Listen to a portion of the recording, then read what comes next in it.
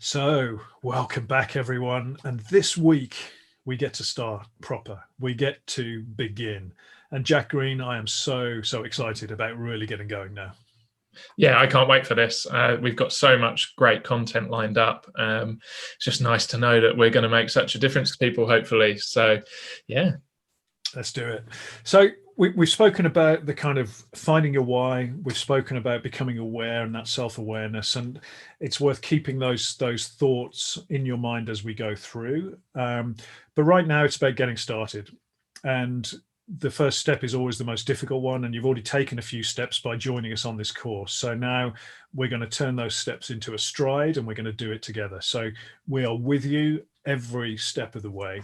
So, Jack, as an Olympic athlete, you've had to kind of get started over and over again, from blocks of training to recovering from injury and industry, maybe Probably. all of that.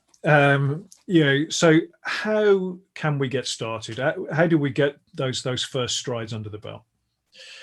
For me, a lot of the time, when I see people struggle with getting started, is because they're looking too big. We touched on it briefly in previous content, but for me, it's that if you're looking too big at this big picture, it's overwhelming. And one of my main triggers is when I feel overwhelmed, I'm useless, absolutely useless. So it's breaking that down like we've spoken about. But the other part is you don't have to be a superstar at everything.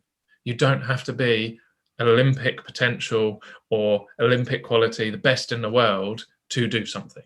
Sometimes you can do things just because you want to do them, or because it might be the right thing to do. I've stopped myself in so many circumstances where I've looked at things and gone, oh yeah, but I'm not going to be the best. So why am I going to do this? It's like, well, it's not always about that. That's then going back to a bit on our purpose and our why, which is hugely important. But it's also just understanding that you can just do things for the sake of doing them. Yeah, and I guess if somebody's considering, say, an exercise regime, or going through 12 weeks of this course, thinking that can feel pretty overwhelming, or I can't run 10K, or I can't even run 30 minutes. Why should I bother starting? Having that smaller goal is so important, isn't it? That's something that you can do, that's achievable. And look, I rode the Tour de France 2 years ago, the Tour de France route, on a static bike for a mental health awareness campaign called the Mind Cycle. And then because of long COVID, I haven't been able to ride a bike for 30 minutes. And, I'm right back at the start with zero fitness, the most unfit I've been for probably nine or 10 years. And yet, I think, rather than worrying about the fact that I can't ride for 8 hours at a pace that I could ride two years ago, it's thinking, what can I do? And then what pleasure and sense of achievement will I get for riding a bike for 15 minutes, which I did the other day? And it's that starting point of something that's achievable, isn't it? And the fact that doing anything is better than doing nothing. Yeah. You're still moving forward.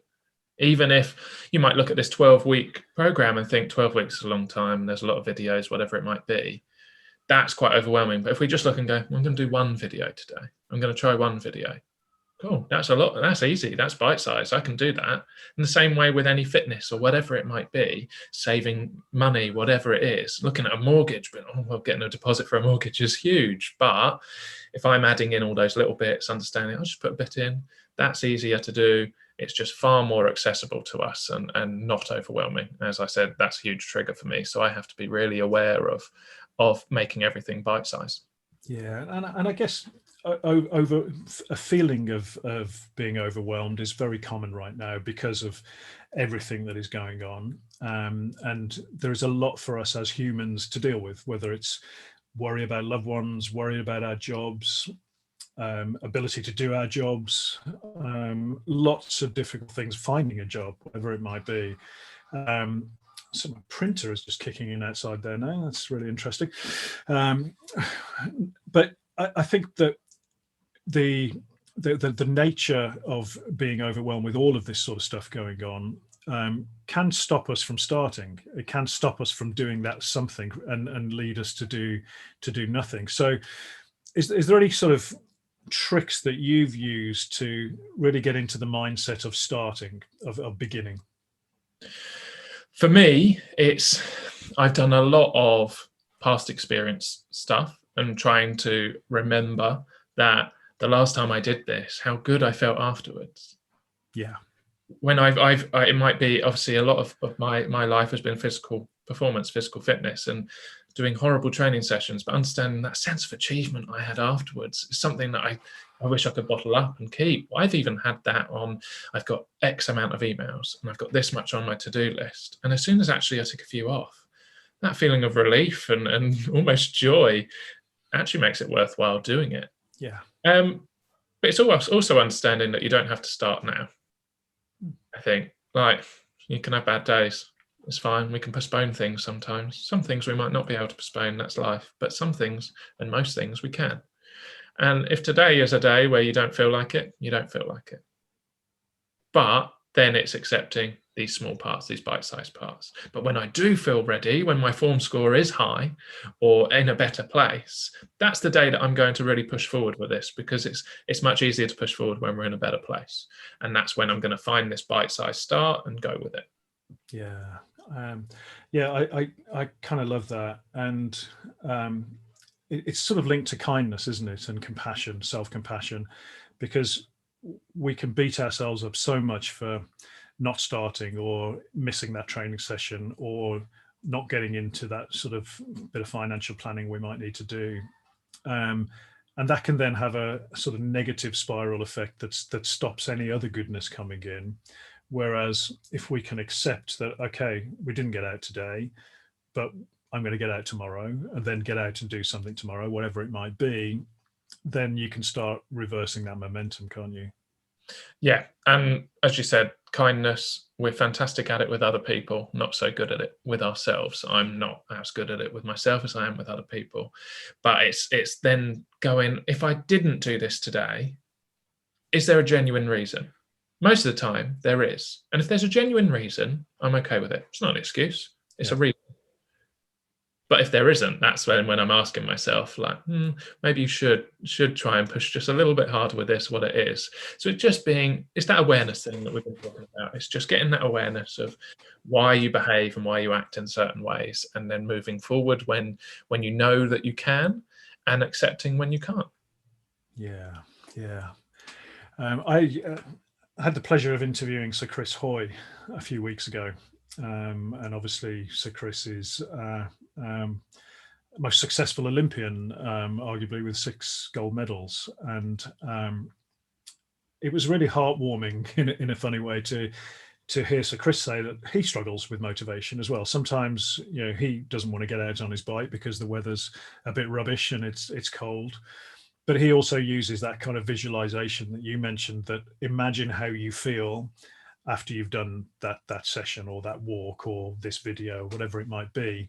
And I think that's a very powerful tool, but great to hear one of our most decorated sportsmen still is human and struggles with motivation from time to time. That's the most important thing. We're all human beings. He rides a bike fast. I ran around a track fast. That's not actually that special, really. We're all just human beings, and we're all just trying our best all the time. No one's not trying their best. And 100%, there's so many times I'll look outside and go, I don't want to go out in that. But I know, going back to purpose, I know why I would go out in that. Yeah. And even on that smaller case of, as you're saying, I know how it make me feel if I go and do it after. I'll be brilliant, and I'll be so pleased and proud of myself.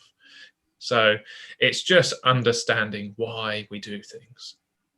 Yeah. And you must have had times where you've been sort of out with injury and then had to sort of start again. And I'm feeling a bit like that with my challenges, that I've got to build fitness up from zero. Psychologically, how do you cope with, the fact that you're perceived to have gone back a whole bunch of steps in terms of your fitness? Yeah, and I think if we look at it as restrictions as a whole, whenever we're in some form of restriction, which an injury is, I used to really struggle with that, because I'd be like, I'm not doing what my identity is or what I do, and therefore what am I, who am I? And I'd really struggle. And it wasn't until that I changed my mindset to be like, do you know what? Yes, I've got a restriction on me. I can't be the Jack I want to be right now. But with what I've got, what's available to me, I'm going to be the best I can at that. So when it came to an injury, I'm going to be the best at getting in the gym early and doing my rehab, being there, and then I'm going to be the best at eating well because that will help my recovery, and sleeping well, and finding all these little things that would give me that sense of accomplishment. And that's the same when we're going into any restrictions that we have in the current climate and in the UK with lockdown. Is I can't go and be normal Jack. I can't go and socialize in person, but can I be the best friend in terms of messaging people on WhatsApp, FaceTiming, and keeping connected with people, and various other things? It's just, can I do the best with what I got? Yeah. I mean, there's two words you said there that really resonate with me, which is restrictions, because we're all facing very different restrictions right now, and restrictions on the ability to do the things that keep us well, whether it's have a water cooler chat with a colleague, or an informal lunch, or go to your football match that you'd normally go to, whatever it might be. We're under restriction. But identity, you talk about identity, and in a lot of my talks, I do this long sort of sequence of, I'm a father, I'm a son, I'm a husband, I'm a cyclist, I'm a DJ, and we're all defined by so many different things, aren't we? That, it's not one thing that defines us. It's not Jack Green, the athlete. It's not, Rob Stevenson, the cyclist. We have all of these things. And again, if some of those are restricted and we're feeling like there is a loss, which is natural, it's then just looking at other aspects to see what can we pick up on, or what can we do differently to replace that loss, and be realistic about it, because then we can move forward rather than be stuck with something that, again, we might not be able to control. Exactly. And that talking about the restriction identity thing brought me to this viewpoint of restrictions tend to sound negative, right? We look at that as a threat. Whenever we see something as a threat, we go into flight and we think, oh, I don't want to be in this, or fight, depending who you are, but I don't want to be in this. This is negative. It's always negative mindset. This isn't great. I don't want to be here. If we saw that as a challenge, that all that's happening at that point is someone's put these restrictions in place and said, I challenge you to adapt. I challenge you to overcome this. Suddenly my brain's going, this is really positive. I'm talking to myself in a positive way. Well, yeah, this is a challenge. How do I get over this? How do I beat the system as such? Yeah. And that is something that I used within my career and my other work. And I learned from the Navy SEALs over in America when I did a talk. When I lived over there, I did a talk alongside one of their top guys who talked all about how they use C or T, challenge or threat, and to stay in a positive mindset, which I absolutely adored. These people who are a threat to their lives as such, where any normal person wouldn't be able to function, yet these guys were seeing it as a challenge. I'm just being challenged on what I know, on what I can achieve, and what I can do. I loved that, and it made such a difference to me in difficult circumstances. Yeah, it's really interesting, and I think sometimes we have to go through the stages of grief to get there. I know I have, of kind of denial and anger and sadness, to lament the fact that I can't be riding my bike, or I haven't been able to ride my bike for the number of hours I normally like to do so. But once you get through that, and then you do frame it as a challenge, I'm quite excited about building fitness up from a point zero again. And how am I going to do that? And what's my training plan going to look like? And what can I do with the context of work and lockdown and everything else? And that's quite a nice sort of excitable academic challenge for me to work all that out. And I think it's just looking at it through a lens of positivity, as you say. It's an opportunity. It's an opportunity to do things the way you wanted to. It's very easy in life, when life's just ticking along, to just, well, I'm stuck in this is how it works, we'll just carry on. It's very easy. It's really hard to make those changes. Yet we've now been given an opportunity to actually take a step back and go, right, is this how I want things to be? Is this how I want to be? That's how I'm looking at it. Is this an opportunity for me to be better in some way, which I'm sure we can all say yes to, and hopefully work towards? Yeah, brilliant. So I think that's probably a good challenge for our warriors that are watching, is what is the thing that you can stop and think about to treat this as a challenge and an opportunity for growth. So we can talk about and we can think about all of the things that are difficult for us, and that we can't do, that we might want to do. But let's just flip that around, like we've just been talking about. So what is the one thing that you think you can flip around and treat as an interesting challenge and an opportunity? And that can be a really positive thing that you can then think, right, as we go through this program, building on that to realize that opportunity and overcome that challenge and get that sense of achievement for doing so. So I think that's probably a good point to leave with our warriors there, Jack, wouldn't you say? 100%. And I love the fact that not only with this course we can hopefully help you, but we can take away from stuff from this and move forward. Yeah, absolutely. So let's get started. Let's begin. We're going to have another session this week on a sort of deeper dive to be informed. And I know you'll be looking forward to the next workout from Jack. So thanks for tuning in, everyone. Stay well.